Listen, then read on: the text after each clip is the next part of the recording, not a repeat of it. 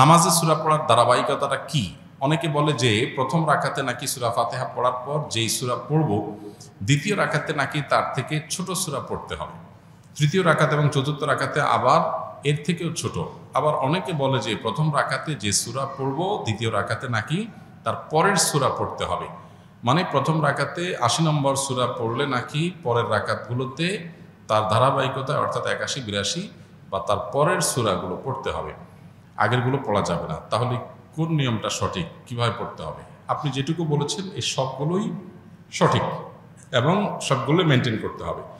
সূরা নামাজের মধ্যে সূরা ফাতিহার পর অন্য সূরা মিলানোর ক্ষেত্রে মূলনীতি বা প্রিন্সিপাল হলো যে প্রথম রাকাতের তুলনায় দ্বিতীয় রাকাতটা একটু ছোট করা সুন্নত। প্রথম রাকাতে যতটুকু কেরাত পড়বেন দ্বিতীয় রাকাতে কেরাতটা আরেকটু ছোট হবে, স্মল হবে, এটা সুন্নত। কিন্তু এটা যদি ব্যত্যয় হয়ে যায় তাতে কোনো মহাভারত শুদ্ধ হয়ে যাবে না, মহাভারত শুদ্ধ হয়ে যাবে না, অর্থাৎ কোনো সমস্যা হবে না, যা আছে তাই থাকবে, নামাজ হয়ে যাবে। বিধায় আপনার সুন্নাহর খেলাফ হবে, জাস্ট এইটুকু। এটাকে নিয়ে অনেক বড় করে দেখার কিছু নাই, তবে চেষ্টা করা ভালো যে প্রথম রাকাতে চাই দ্বিতীয় রাকাতটার জন্য কেরাত যেন একটু ছোট হয়, এটা নবী সাল্লাল্লাহু আলাইহি ওয়াসাল্লামের সুন্নাহ। সুন্নাহ না মানলে এটা লবণ কম হবে, তরকারি হয়ে যাবে, নামাজ হয়ে যাবে, কিন্তু এটা অনুত্তম হবে। আর ধারাবাহিকতা রক্ষা করাও সুন্নাহ, যেটা আপনি বলেছেন যে ৮০ নম্বর সূরা পড়ছেন প্রথম রাকাতে, তার এরপর ৮১ নম্বর পড়বেন, এভাবে ধারাবাহিকতা তারপরেরগুলো পড়বেন। উল্টা দিকে পড়লে নামাজ হয়ে যাবে, কিন্তু ইচ্ছাকৃত এরকম করাটা মাকরুহ, ইচ্ছাকৃত এরকম করাটা অনুচিত, নামাজের কোয়ালিটি নষ্ট করবে। কিন্তু সুন্নত হলো ধারাবাহিকতা মেনটেন করা। ধারাবাহিকতা মেনটেন না করলে অনেক সময় বিশেষ করে সাধারণ আয়াতের ক্ষেত্রে অর্থ বিকৃতির সম্ভাবনা হতে পারে, যে প্রথমে একটা জিনিস পড়েছেন এরপর আরেকটা জিনিস পড়লেন, অর্থ বিকৃতির সম্ভাবনা যদি নাও থাকে, জিনিসটা সুন্নাহ পরিপন্থী করে তেলাওয়াতের আদবের খেলাফ, উল্টা দিকে তেলাওয়াত করা, এই জন্য ধারাবাহিকতা বজায় রেখে করাটা সুন্নাত। এক্ষেত্রেও যদি কখনো আপনার ব্যতিক্রম হয়ে যায় তাতে যে গুনাহ হয়ে যাবে তা কিন্তু না, নামাজ হয়ে যাবে। ৫ ওয়াক্ত সালাতের পরে পড়ার জন্য দোয়া ও জিকির জানতে চাই। এ সম্পর্কে আসুন্নাহ ফাউন্ডেশন থেকে ছোট্ট একটা দোয়ার কার্ড আমরা বের করেছি, সেটা আপনারা সংগ্রহ করতে পারেন ফ্রি, এবং অনলাইন থেকেও সেটা ডাউনলোড করতে পারেন। প্রত্যেক ৫ ওয়াক্ত ফরজ নামাজের পর নবী সাল্লাল্লাহু আলাইহি ওয়াসাল্লাম যে আমলগুলো করতেন এর মধ্যে ১ নম্বর আমল হলো আল্লাহুম্মা আনতাস সালাম ওয়া মিনকাস সালাম তাবারাকতা ইয়া যাল জালালি ওয়াল ইকরাম পাঠ করা। তারও আগে আল্লাহু আকবার, আল্লাহু আকবার, আল্লাহু আকবার, হ্যাঁ, আল্লাহু আকবার পাঠ করা, ইস্তিগফার পাঠ করা, আল্লাহু আকবার একবার, আস্তাগফিরুল্লাহ, আস্তাগফিরুল্লাহ, আস্তাগফিরুল্লাহ ৩ বার, আল্লাহু আকবার একবার, আস্তাগফিরুল্লাহ ৩ বার। অনেকগুলো আমাদের মধ্যে আল্লাহু আকবার না, শুধুমাত্র ইস্তিগফার 3 বার, আস্তাগফিরুল্লাহ, আস্তাগফিরুল্লাহ, আস্তাগফিরুল্লাহ, এরপরে হলো আল্লাহুম্মা আনতাস সালাম ওয়া মিনকাস সালাম তাবারাকতা ইয়া যাল জালালি ওয়াল ইকরাম। এটা হলো সালাম ফেরানোর পরপর। এরপরে হলো আয়াতুল কুরসি, আল্লাহু লা ইলাহা ইল্লা হুয়াল হাইয়ুল কাইয়্যুম, পুরো আয়াতটা পড়া। তারপরে হলো সূরা ইখলাস, সূরা ফালাক, সূরা নাস একবার পাঠ করা।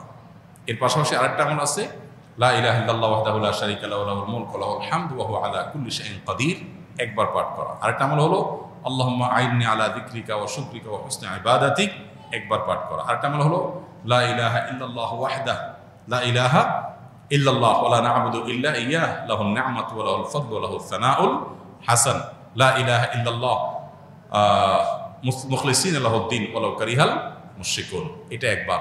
এবং 33 বার সুবহানাল্লাহ, 33 বার আলহামদুলিল্লাহ, 34 বার আল্লাহু আকবার। এই আমলগুলো মোটামুটি ৫ ওয়াক্ত নামাজের পরে পড়াটা সুন্নাহ।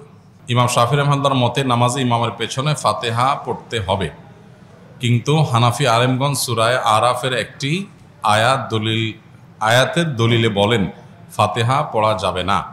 তাহলে এই আয়াত কি ইমাম শাফি রহমতুল্লাহের চোখে পড়ে নেই? যে ভাই প্রশ্ন করেছেন তাকে বিনয়ের সাথে বলতে চাই যে বিষয়গুলোকে এইভাবে বিশ্লেষণ করবার সুযোগ নাই। একটা আয়াত, একজন ইমাম, স্বনামধন্য একজন ইমাম, লক্ষ লক্ষ কোটি মানুষ যাকে অনুসরণ করছেন, ইলমের মহাসমুদ্র, তার কাছে আয়াত চোখে পড়ে নাই এমনটি কোনো মুসলমানই মনে করার কোনো কারণ নাই। তাহলে বিষয়টা কি, যে আয়াত দিয়ে একটি মাযহাবের ওলামারা দলিল দিচ্ছেন, আরেক মাযহাবের ওলামা ইকরাম সেটাকে দলিল গ্রহণ করছেন না, কারণ কি? এর উত্তর হলো যে বিষয়টা ব্যাখ্যা সংক্রান্ত বিষয়। কারণ ইমাম আবু হানিফা রাহিমাহুল্লাহ এবং তার অনুসারী অন্যান্য ওলামা ইকরাম যে আয়াত দিয়ে দলিল দিচ্ছেন, এই আয়াতকে তারা যে অর্থে নিচ্ছেন, ইমাম শাফি রাহিমাহুল্লাহর কাছে ভিন্ন অর্থ, ভিন্ন ব্যাখ্যা আছে। একই কথার একাধিক ব্যাখ্যা, একাধিক অর্থ থাকে। এবং সেটার প্রেক্ষিতে মতভিন্নতা তৈরি হয়। এটা বোঝার জন্য সবচাইতে উত্তম হলো নবী করিম সাল্লাল্লাহু আলাইহি সাল্লাম যখন সাহাবীদেরকে একটি অভিযানে পাঠিয়েছেন এবং বলেছিলেন, তোমরা যেই অভিযানে তোমাদের পাঠানো হচ্ছে, যে গোত্রের কাছে পাঠানো হচ্ছে, সেখানে গিয়ে তোমরা আসরের নামাজ পড়বে।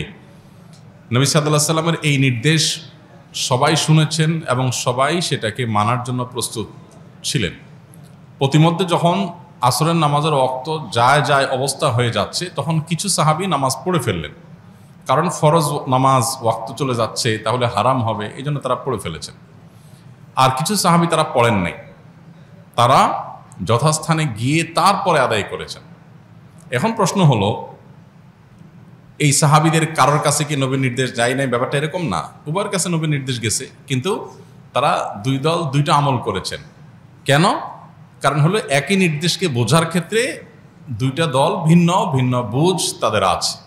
লাহু ফাহমুন অতিয়াহু রাজুলুন মুসলিম, যে কোনো মুসলিম, তাকে আল্লাহ তাআলা যে বিবেক, তাকে আল্লাহ যে বুদ্ধি সেন্স দিয়েছেন, সেটা দিয়ে তিনি বুঝেছেন। এখন যে সমস্ত সাহাবীরা আসর পড়েছেন, তাদের যুক্তি ছিল যে নবী সাল্লাল্লাহু আলাইহি ওয়াসাল্লাম আমাদেরকে তাড়াতাড়ি যেতে বলেছেন, যাতে আসর সেখানে গিয়ে পড়া যায়। এর মানে এইটা না যে ওয়াক্ত শেষ হয়ে গেলেও আমরা নামাজ পড়ব না। তো এই জন্য নবীজির নির্দেশের মানে হলো তাড়াতাড়ি যাওয়া, যেন আসর সেখানে যে পড়া যায়। ওয়াক্ত চলে গেলে আমাদেরকে নামাজটা আগে পড়তেই হবে, সেজন্য তারা নামাজ পড়ে ফেলেছেন। আর যারা নামাজ ওই জায়গায় গিয়ে পড়েছেন ওয়াক্ত শেষ হওয়ার পরে, তাদের বক্তব্য ছিল নবী সাল্লাল্লাহু আলাইহি ওয়াসাল্লাম আমাদেরকে বলেছেন সেখানে গিয়ে আসর পড়তে, অতএব আমি সেখানে গিয়ে আসর পড়ব। তার কাছে আল্লাহর পক্ষ থেকে ওহী আসে, অতএব ওয়াক্ত আছে কি গেছে সেটা আমার দেখার দরকার না, নবীর নির্দেশ মানাটাই আমার কর্তব্য, আমি সেটা করেছি।